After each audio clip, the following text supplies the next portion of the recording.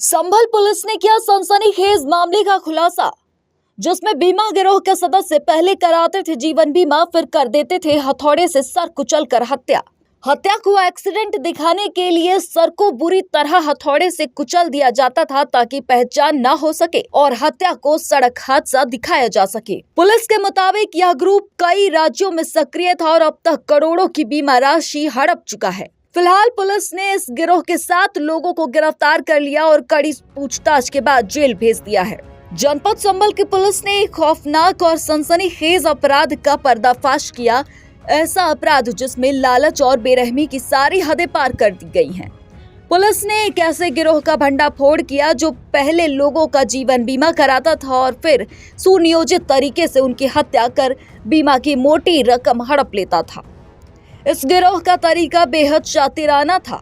सबसे पहले ये लोग आर्थिक रूप से कमजोर और जरूरतमंद लोगों को अपना निशाना बनाते थे। उन्हें झांसे में लेकर उनका जीवन बीमा कराया जाता था और पॉलिसी में लाभार्थी खुद गिरोह का सदस्य होता था। पुलिस के मुताबिक बीमा पॉलिसी एक्टिव होने के कुछ ही समय बाद पीड़ित की बेरहमी से हत्या कर दी जाती थी। सिर पर हथौड़े से वार करके चेहरा इतना कुचल दिया जाता था कि पहचान संभव न हो सके। फिर शव को सड़क किनारे इस तरह फेंका जाता था कि मामला सड़क हादसा का लगे। इस पूरे षड्यंत्र का मकसद था बीमा कंपनी से करोड़ों रुपए की रकम वसूलना। अब तक इस गिरोह ने न जाने कितने मासूम लोगों को अपनी साजिश का शिकार बनाया है। अपराध एवं अपराधियों के विरुद्ध प्रभावी कार्रवाई करने के क्रम में जनपद संभल की पुलिस टीम द्वारा निरंतर अंतर्राज्यीय बीमा गिरोह के सदस्यों के विरुद्ध कार्रवाई की जा रही है। इसी के क्रम में आज जनपदीय पुलिस द्वारा एक ऐसे गिरोह का खुलासा किया जा रहा है जिन्होंने बीमा क्लेम की राशि को हड़पने के लिए अभी तक 2 हत्याओं को एक्सीडेंट का रूप दिखाते हुए कारित किया है और एक हत्या की प्लानिंग इनके द्वारा की जा रही थी। पूरा घटनाक्रम इस प्रकार है कि जो हमारा मूल मुकदमा था 13/25 जो कि थाना राजपुरा पे पंजीकृत था, जिसमें पहले 2 अभियुक्त ओंकारेश्वर मिश्रा करण और अमित पकड़े गए थे, उसी में एक अन्य अभियुक्त शाहरुख की गिरफ्तारी फरवरी 2025 के अंदर की गई थी।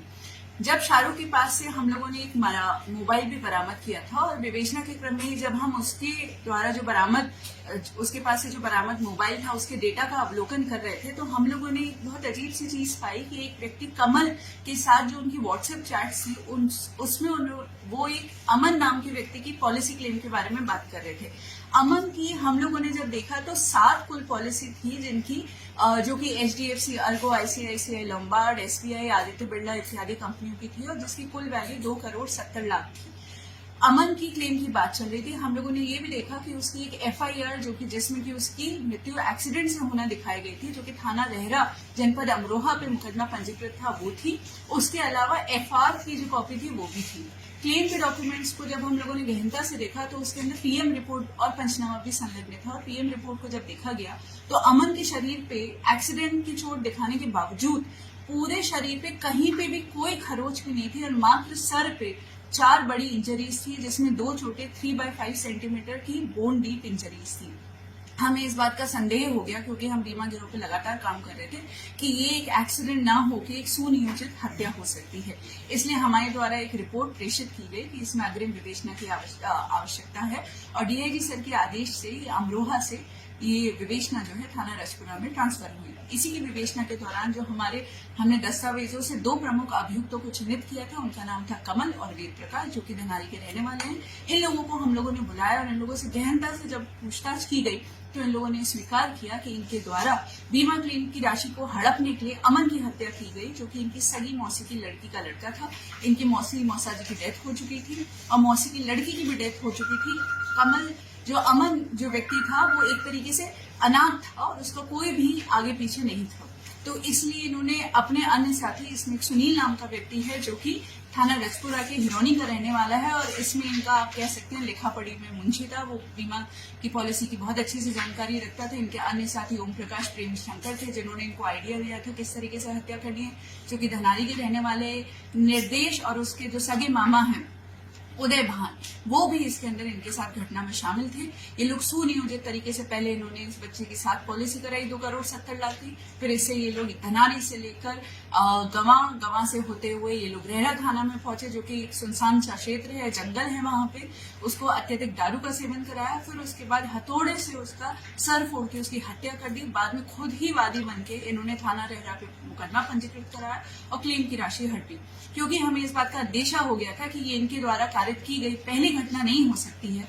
तो इनसे गहनता से और पूछताछ की गई। उन्होंने पूछताछ में फिर से कबूला कि इन्होंने एक अन्य व्यक्ति सलीम, उसी की भी बिल्कुल इस तरीके से हत्या करी थी, जिसकी हत्या में एक बाबू नाम का शख्स भी शामिल था। सलीम भी इसी तरीके से नवयुवक था, जवान था, उसकी भी पहले हथौड़े से सर फोड़ के थाना रेहरा क्षेत्र में ही हत्या की गई और उसके ऊपर गाड़ी चढ़ा दी गई, ये दिखाने के लिए कि उसकी हत्या, उसकी जो मृत्यु है वो भी एक्सीडेंट में हुई है। सलीम की मृत्यु से ये लोग 78 लाख रुपए का क्लेम ऑलरेडी पा चुके थे। इसकी अमन की मृत्यु के बाद अभी तक ये 20 लाख रुपए का क्लेम पा चुके थे। इन लोगों की साजिश के तहत ये लोग, जो ओम प्रकाश है उनके सगे जीजा रमेश की भी हत्या करने वाले थे, उसके नाम भी ये लोग 4 पॉलिसी अभी तक करा चुके थे। एक बहुत ही क्रूर गैंग है जो कि ऐसे व्यक्तियों को चिन्हित करता है जो कि नवयुवक है, क्योंकि उनका प्रीमियम कम लगता है और बीमा का क्लेम का पैसा उन्हें ज्यादा मिलता है।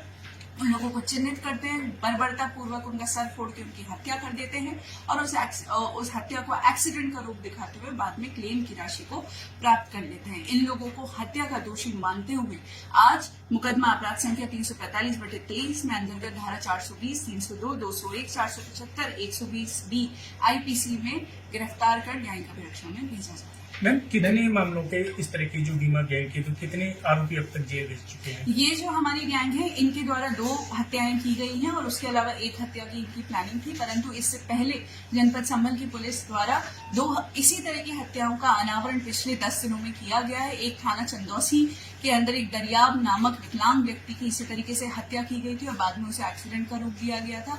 अभी हाल ही में थाना भैजोई में एक व्यक्ति जिनका नाम नवीन है, उन्होंने अपने सगे भाई संजय को ई-रिक्शा से धक्का मारकर और बाद में उसका सड़क पर पटक कर उसकी हत्या कर दी थी और उसे एक्सीडेंट का रूप दिखा के बीमा का क्लेम लिया था। मैम, मृतकों की इसमें मैम जो कितनी पॉलिसी अभी तक जो है कराई गई थी इसमें जो, और कितना क्लेम अभी इन्होंने ले लिया था? तो जैसा कि मैंने आपको पहले ही प्रेस ब्रीफिंग में बताया है कि सलीम नामक व्यक्ति की इन लोगों ने कई पॉलिसी कराई थी।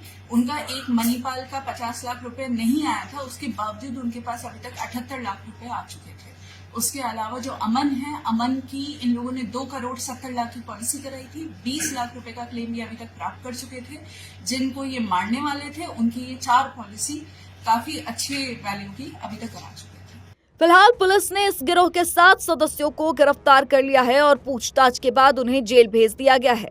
लेकिन बड़ा सवाल ये है कि क्या इस गिरोह के और भी सदस्य अभी बाहर हैं और कितने बेगुनाह लोग इस खौफनाक बीमा माफिया के शिकार बन चुके हैं।